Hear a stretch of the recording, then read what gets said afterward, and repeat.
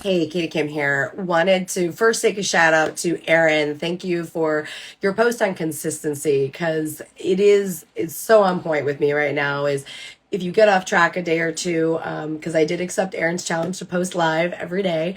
If you get off track a day or two, win the week, win the month. I'm going to tag her post below so you guys can see that and wanted to share some insights as we close up Focus February, which, oh my gosh, I can't believe we only have a week left, guys, in February, and really want to bring it home. Really want to take February and focus and make sure that you're in step, in line, in alignment.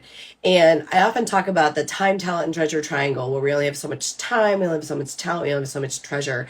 And a lot of times when I'm working with a client on that, I go into the three circles and good to great. As you can probably see, I know that's in the back of my shelf here. It's by Jim Collins, and he talks about the three circles when you're trying to get your mission, your vision, where you should focus, what's called the hedgehog concept down. You really want to focus on three circles. What do I enjoy doing? Like, and you kind of exhaust that list, right?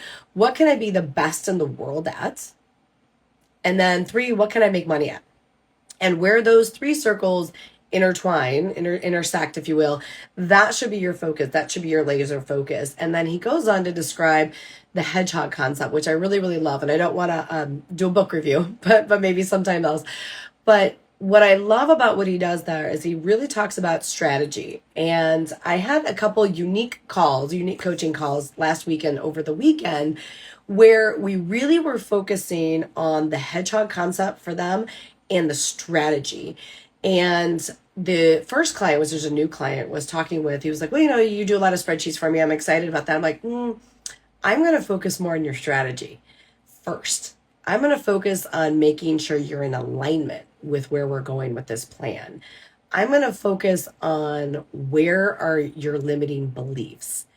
And the initial response was, I'm good. I'm good on strategy. I'm good on strategy. And I asked three simple questions with this project, and he couldn't tell me the answer with clarity.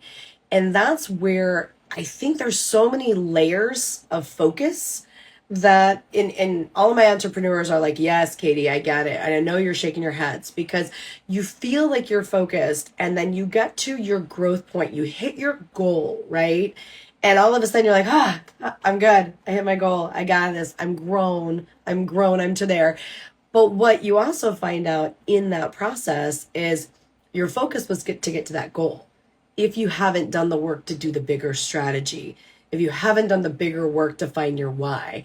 And so oftentimes when we set smaller goals and we focus on the smaller goals and we achieve them, we relax. We're good. We get comfortable again. Oh my gosh, that bad word, comfortable. And we let up. And what we really realize is then we get a little bit depressed. We kind of fall into that rut of feeling of like, why am I not fulfilled? Why am I not living the life I want? Because our goals, one, were too low, but we're not focusing on the right thing. And we're letting some limiting beliefs come in to our head, which makes us set those lower goals. Now absorb that for a second, because especially if you're a strong-minded individual, which I know a lot of you that follow me are, I'm going to call it out there. You don't think you have limiting beliefs or you work through it. But the thing that sneaks up on us, that really the ugly thing is that we all have limiting beliefs.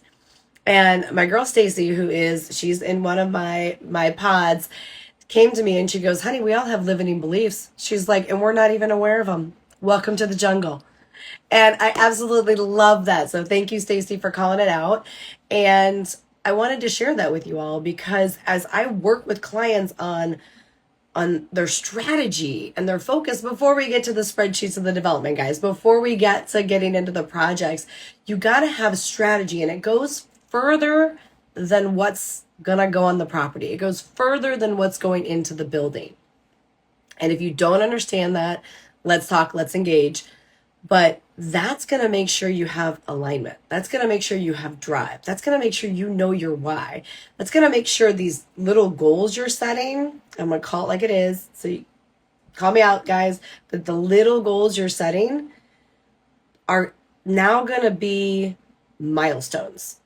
They're not goals, they're milestones. They're the next step, the next step. And that's what I want you to really focus on in this last week of February. I received a text message from a very special friend that I work with, and he's a contractor. He owns a contracting company. And he was like, I need more of you in my life. And what he really means is he needs to get in alignment. He needs to get his big strategy in place. He needs to get in alignment. He needs to get off these limiting beliefs that he needs that person or needs this or needs to, and he needs to get in alignment. And if you're feeling that, that's what I want to help work through with you guys. If you're looking to take your business to the next level and you're not sure how to do it, let's talk. Let's engage, because that's the breakthrough that I'm talking about. So if that's something you're hungry for, especially as you're focusing February or you're kicking the year off, you're looking at your first quarter, you're not where you want to be, but you're hungry for that growth and you're made for more, let's talk, because you're not in alignment and we need to get you in alignment. We need to get that strategy down and we need to kick those limiting beliefs to the curb. And as Stacy said, welcome to the jungle.